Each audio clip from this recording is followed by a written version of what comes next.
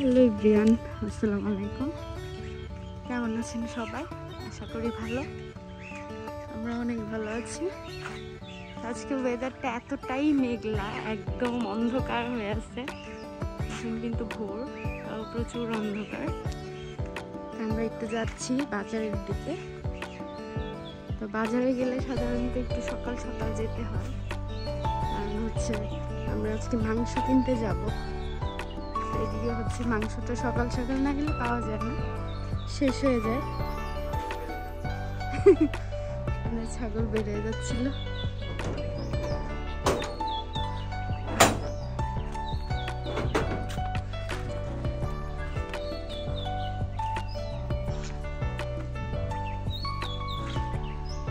যে আমাদের বাসার সামনে পুকুর কাটা হচ্ছে। এখানে এই গাছটাতে কি পরিমাণ কাঁঠাল যে আসছে, প্রচুর পরিমাণে কাঁঠাল। এই যে এখানে পুকুর কাটতেছে। হ্যাঁ, আর এই গ্রামের মাটি এতটাই শক্ত যে যত গভীর হচ্ছে তত মাটি হচ্ছে বালির মতো ঝুরঝুরা হয়ে যাচ্ছে। হ্যাঁ, মনে হচ্ছে বালি।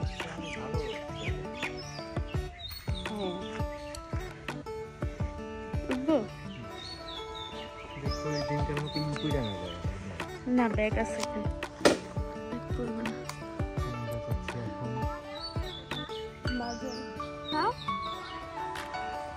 এই তো যাই মাংস কিনতে।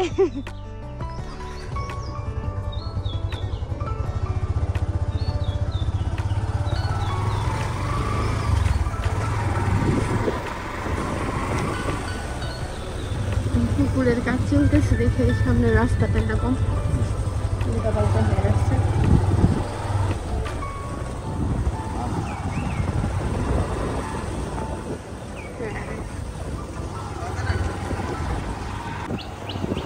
এত অন্ধকার আজকে, এখন হচ্ছে বৃষ্টি হবে।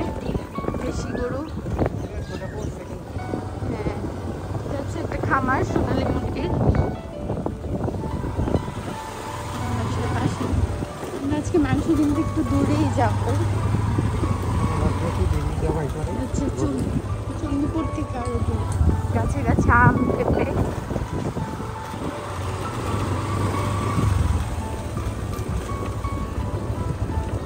গ্রাম মানে সুন্দর, কোনো ঝামেলা নাই।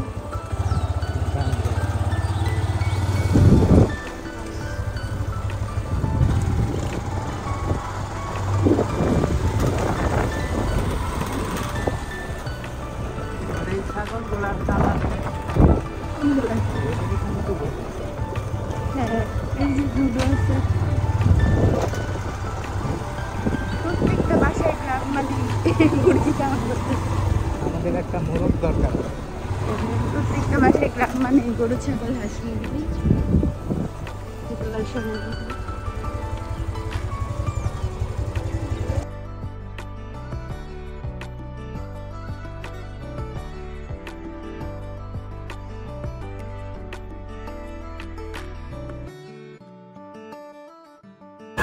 দুধটা লাগানো হয়েছিল, উঠে ফেলছে। ওই যে কেটে নিয়ে যাচ্ছে দুধটা। মানে এখন শুধু গাছ শুকায় গেছে। এই গাছগুলো শুকনো অবস্থায় যে সাইলেজ বানায় গরুর জন্য, ছাগল, এগুলোর জন্য কেটে সাইলেজ বানায়।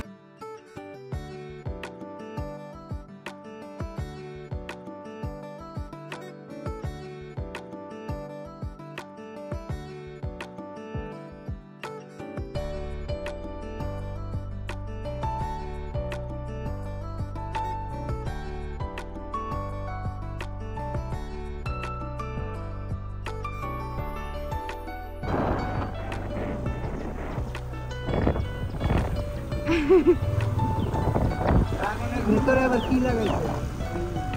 মাঝখানে মাঝখানে মনে হয় আবার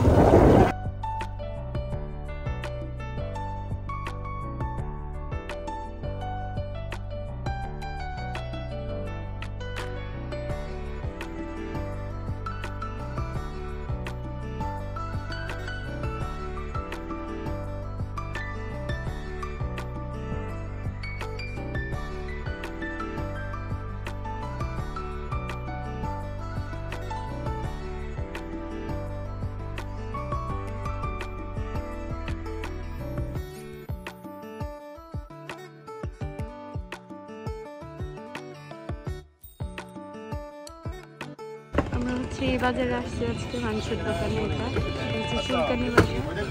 মাংস কেনা শেষ আমাদের। এখন বাজে প্রায় শেষ। দামটা একটু কম থাকতে পারে ঈদের জন্য।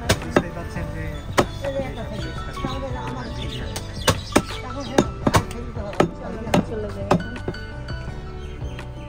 আজকে মনে হচ্ছে সন্ধ্যা হবে হবে ভাব, আকাশের এই অবস্থায়।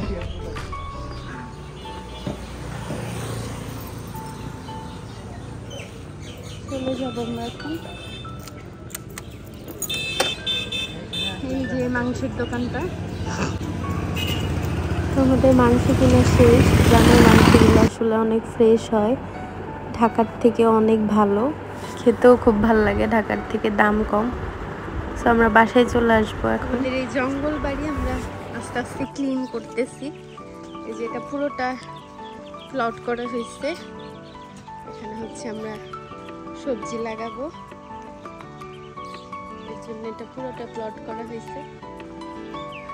এই যে আর এত এত ময়লা এখান থেকে বেরিয়েছে। এই যে এগুলো সব আগাছা ময়লা।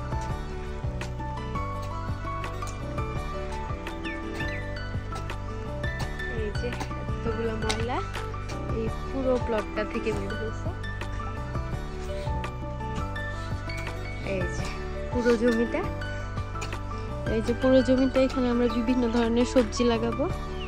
একদম এখান থেকে ওই পর্যন্ত, এখানে প্রায় অনেকটুকু জমি। এটা পরিষ্কার করতে খুব কষ্ট হয়েছে।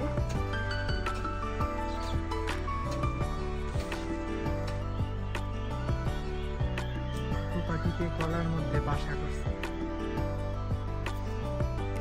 আবার ডিম আছে। ঘুঘুর ডিম কি সাদা হয় এরকম? কয়টা বোঝা যাচ্ছে না ঠিক, দুইটা বুঝতে পারছি, বাট আরো থাকতে পারে। তো এই হচ্ছে কলা গাছটা। আমাদের কলা গাছের ভেতরে এইভাবে ডিম পারছে ঘুঘু। ছিল ঘুঘুটা, পাখিটা উড়ে গেছে, ফোন ছিল না সাথে। তো আমাদের আজকের ব্লগটা কেমন লাগলো সবাই কমেন্ট করে জানাবেন। সবাই ভালো থাকবেন। আল্লাহ হাফেজ।